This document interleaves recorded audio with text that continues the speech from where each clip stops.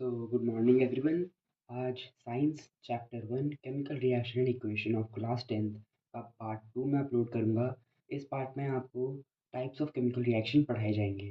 Types of chemical reaction basically चार types में divided हैं: कॉम्बिनेशन, डीकम्पोजिशन, डिस्प्लेसमेंट और डबल डिस्प्लेसमेंट या फिर डबल डीकम्पोजिशन भी उसे कहते हैं। और इसके अलावा वो और फर्दर चार टाइप्स में डिवाइडेड है, जो कि है exothermic, endothermic, precipitation, neutralisation and oxidation reduction reaction. तो हम इसको एक एक करके पूरा पढ़ेंगे और इसका पार्ट 3 जल्द रिलीज़ किया जाएगा, तो उसके लिए ज़रूर वेट करें। तो टाइप्स ऑफ केमिकल रिएक्शन में सबसे पहला जो पार्ट होता है वो होता है कॉम्बिनेशन रिएक्शन। कॉम्बिनेशन रिएक्शन को आप ऐसा समझ सकते हैं कि जब दो या दो से ज़्यादा सब्सटेंस मिलकर एक सिंगल प्रोडक्ट का फॉर्मेशन करते हैं तो उसे हम कॉम्बिनेशन रिएक्शन कहते हैं।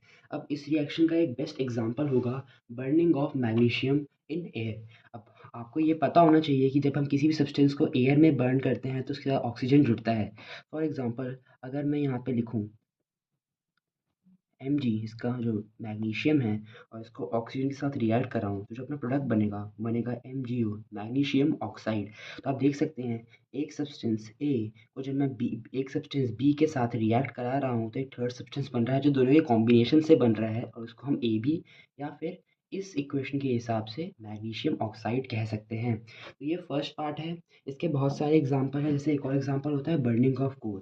कोल मेनली कार्बन कंपाउंड होता है, तो अगर हम सी यानी कार्बन को ऑक्सीजन के साथ रिएक्ट कराते हैं तो फॉर्मेशन होता है CO2 प्लस हीट।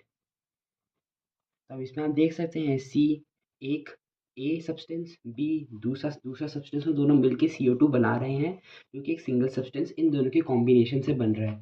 तो ये एग्जांपल है कॉम्बिनेशन रिएक्शन का। इसका इस रिएक्शन के अंदर एक मोस्टली रिपीटेड एक क्वेश्चन आता है जो कि क्विकलाइम से रिलेटेड होता है। वो पढ़ना बहुत ज़रूरी है। सबसे पहले आपको बताता हूँ क्विकलाइम क्या होता है। क्विकलाइम होता है कैल्शियम ऑक्साइड। क्विकलाइम का फॉर्मूला बिल्कुल याद कर लें। क्विकलाइम होता है कैल्शियम ऑक्साइड।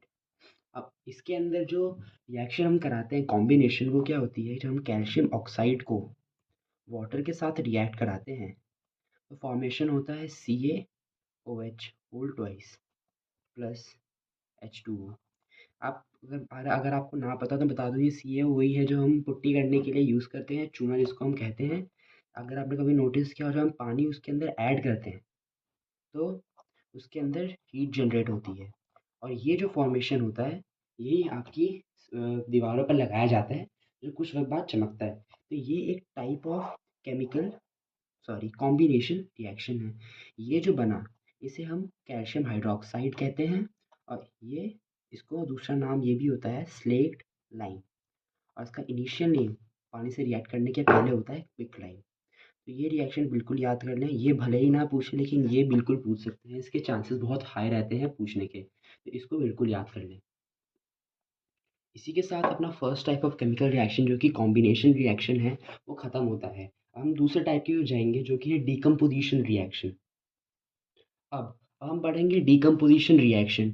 ये रिएक्शन देखा जाए तो कॉम्बिनेशन रिएक्शन का एकदम अपोजिट होता है। जैसे कॉम्बिनेशन रिएक्शन में दो या दो से अधिक रिएक्टेंट्स मिलके एक सिंगल प्रोडक्ट का फॉर्मेशन करते हैं, इसमें वही उल्टा होता है। इसमें एक सिंगल रिएक्टेंट को जब हम लोग हीट करते हैं या रिएक्शन करवाते हैं किसी कैटलिस्ट के प्रेजेंस में, तो वह दो या दो से ज़्यादा अलग प्रोडक्ट्स में डिवाइड हो जाता है। इस रिएक्शन के अंदर यही होता है। अगर आपको इसकी डेफिनेशन चाहिए तो मैंने यहाँ इसकी परफेक्ट डेफिनेशन लिख रखी है, प्लीज़ नोट्स बनाते वक्त इसको लिखना ना भूलें। और ये इसके कुछ एग्जांपल है। जैसे पहला एग्जांपल है कैल्शियम कार्बोनेट, जो कि कैल्शियम हाइड्रोक्साइड में जब हम कार्बन डाइऑक्साइड गैस पास करते हैं तो फॉर्म होती है। जब इसको हम रिएक्ट कराते हैं या हीट करते हैं, हीट का साइन डेल्टा होता है, ये आपको पता होना चाहिए।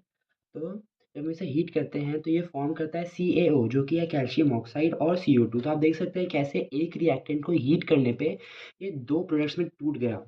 ये हो गया एक टाइप ऑफ डीकम्पोजिशन रिएक्शन। आप ये भी देख सकते हैं नीचे वाले एग्जांपल में कि यहाँ पे देख रहे हैं PbNO3 होल ट्वाइस। तो ये है लेड नाइट्रेट। जब हम लेड नाइट्रेट को हीट करते हैं तो ये PbO, lead oxide, nitrogen dioxide और ऑक्सीजन में टूटता है।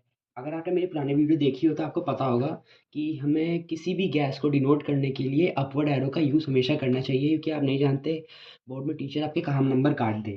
तो आप इस चीज़ का ध्यान ज़रूर रखें। इसके बाद जो हमारा एक बहुत ही मेजर टॉपिक है वो है टाइप्स ऑफ डीकम्पोजिशन रिएक्शन। अब डीकम्पोजिशन रिएक्शन 3 पार्ट्स में डिवाइडेड होता है। तो फर्स्ट पार्ट है वो है थर्मल डीकम्पोजिशन। थर्मल डीकम्पोजिशन का मतलब है कि इसके अंदर हीट का यूज़ किया जाता है कि सिंगल सब्सटेंस को टू या टू से ज़्यादा सब्सटेंस में तोड़ने के लिए। तो इसका जो बेस्ट एग्जांपल होता है वो होता है कैल्शियम कार्बोनेट, जो कि एक सिंगल प्रोडक्ट है। इसमें जब हम हीट पास करते हैं किसी भी कैटलिस्ट या सब्सटेंस के थ्रू, तो वो CaO जो कि कैल्शियम ऑक्साइड है और कार्बन डाइऑक्साइड में टूटता है। तो ये थर्मल डीकम्पोजिशन का एग्जांपल है। सेकेंड पार्ट है फोटोलिटिकल डीकम्पोजिशन। इस डिकम्पोजिशन का मतलब ये होता है कि सनलाइट के प्रेजेंस में जब कोई सब्सटेंस दो या दो से अधिक चीज़ों में टूट जाता है तो उसे हम फोटोलिटिक डिकम्पोजिशन कहते हैं। इसके अंदर ये जो एग्जांपल है ये मैंने एडिशनल दिया है, लेकिन इसके अलावा ये जो एग्जांपल है वेरी इंपॉर्टेंट एग्जांपल है। क्यों? क्योंकि इनसे क्वेश्चन बिल्कुल ही पूछा जाता है।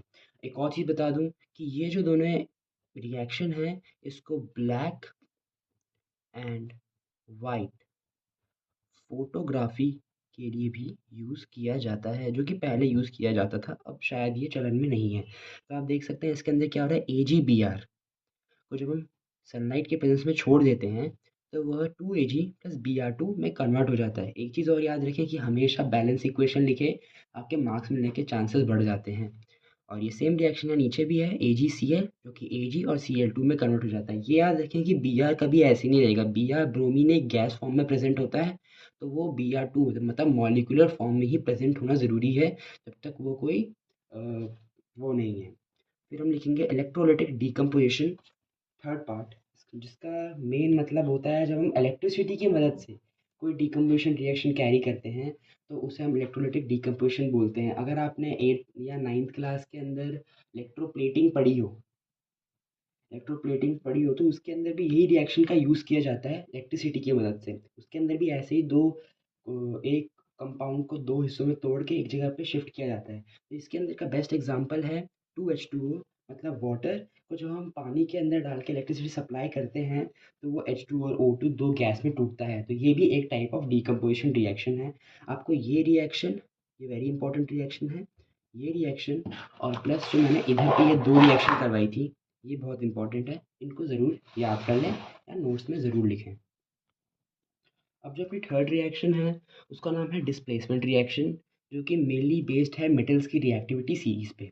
इसके लिए रिएक्टिविटी सीरीज़ को याद करना बहुत ज़रूरी है, भले ही आप किसी गाने के थ्रू याद करें या कैसे भी याद करें, लेकिन इसको याद करना बहुत ज़रूरी है, वरना इसके अलावा आप ये क्वेश्चन कर ही नहीं पाएंगे। अभी जो डेफिनेशन देख रहे हैं ये है डिस्प्लेसमेंट रिएक्शन की परफेक्ट डेफिनेशन, इसे बिल्कुल अपनी कॉपी में उतार लें। और ये जो एग्जांपल है ये बेस्ट एग्जांपल है किसी भी डिस्प्लेसमेंट रिएक्शन को डिनोट करने का। आप देख सकते हैं इस रिएक्शन के अंदर हो क्या रहा है। Fe एक मेटल है, आयरन पता ही होगा, और CuSO4 कॉपर सल्फेट, कॉपर का एक सॉल्ट सोल्यूशन होता है। ये एक्वस होता है, मतलब ये पानी के प्रेजेंस में होता है, तो ये याद रखें। इसको हम ब्लू विट्रॉल भी कहते हैं, और ये जो यहाँ पे बन रहा है इसे हम ग्रीन विड्रॉल भी कहते हैं। तो आप क्या देख सकते हैं, अगर आप इस रिएक्टिविटी सीरीज के ऊपर देखें तो आपको कॉपर यहाँ दिख रहा है और Fe यहाँ दिख रहा है।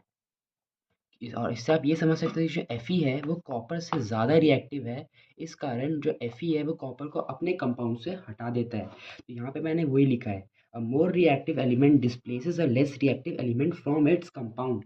मतलब जो कोई एलिमेंट जो कि किसी भी एलिमेंट से ऊपर लेवल पे आ रहा है, अगर हम उसका रिएक्शन उसके सॉल्ट सॉल्यूशन के साथ कराएंगे तो वो उस लेस रिएक्टिव एलिमेंट को अपने कंपाउंड से अलग कर देगा, वही इधर पे दिख रहा है।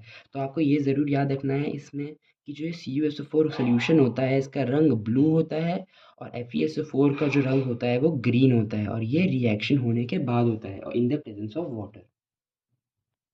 और मैं ये कहना चाहूँगा कि आप इसको ज़रूर याद कर लें, क्योंकि इसके बाद जो हम डबल डिस्प्लेसमेंट रिएक्शन पढ़ेंगे उसका भी कुछ ना कुछ यूज़ आएगा ही। इसका यूज़ बहुत ज़्यादा आता है इसके अंदर, और डबल डिस्प्लेसमेंट रिएक्शन जो हम आगे पढ़ेंगे। जो अपना लास्ट टाइप ऑफ रिएक्शन है वो है डबल डिस्प्लेसमेंट रिएक्शन। ये रिएक्शन डिस्प्लेसमेंट रिएक्शन से काफ़ी मिलता है, क्योंकि जैसे वो एक हाई रिएक्टिव एलिमेंट दूसरे लो रिएक्टिव एलिमेंट के सॉल्ट सॉल्यूशन से उसको हटा देता है, उसी प्रकार इसके अंदर भी वही चीज़ होती है। लेकिन इसके अंदर जो दोनों कंपाउंड होते हैं वो दोनों में एक्सचेंज ऑफ आयंस या एलिमेंट्स का एक्सचेंज करते हैं, जिस कारण टू डिफरेंट कंपाउंड्स का फॉर्मेशन होता है।